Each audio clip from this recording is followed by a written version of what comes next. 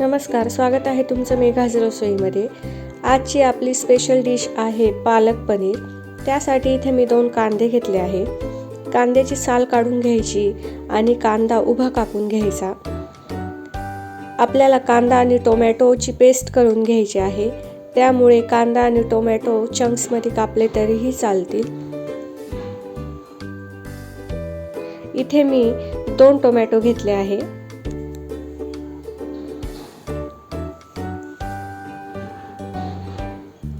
कांदा आणि टोमॅटो मिक्सरच्या भांड्यामध्ये काढून घ्यायचे। त्यामध्ये 6 ते 7 लसणाच्या पाकळ्या, थोडंसं आलं आणि 2 हिरवी मिरची घालून घ्यायची। आता ह्याची पेस्ट तयार करून घेऊ। अशा प्रकारे पेस्ट तयार आहे। इथे मी गॅसवरती पातेल्यामध्ये पाणी उकळत ठेवलं आहे। त्यामध्ये स्वच्छ धुतलेली पालक घालून घ्यायची। पालक उकळोस्तोवर पनीरचे काप करून घ्यायचे आहे। आपल्याला 1 ते 2 मिनिटांसाठीच पालक उकळून घ्यायचा आहे। आता उकडलेला पालक आपण मिक्सरच्या भांड्यामध्ये काढून घेऊ आणि ह्याची एक स्मूथ पेस्ट तयार करून घेऊ। अशा प्रकारे पालकाची पेस्ट तयार आहे।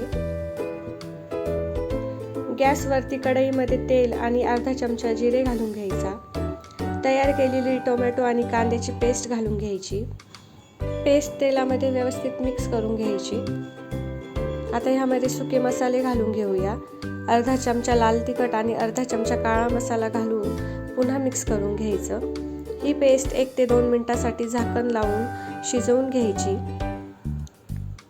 झाकण काढल्यानंतर ह्यामध्ये 1 चमचा धनेपूड आणि तयार केलेली पालक प्युरे घालून घ्यायची।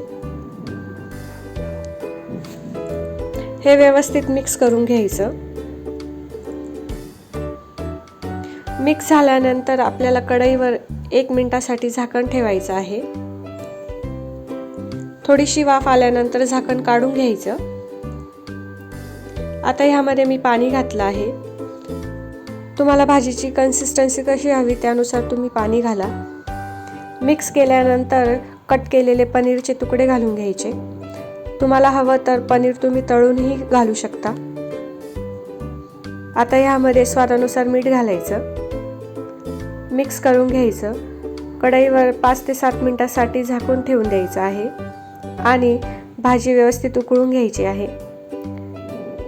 अशा प्रकारे आपलं पालक पनीर तयार आहे। तुम्हाला जर माझी ही रेसिपी आवडली असेल तर घरी नक्की करून बघा आणि माझ्या चॅनलला लाईक सबस्क्राईब करायला विसरू नका। आता आपण ही भाजी सर्व करून घेऊया। Thank you for watching.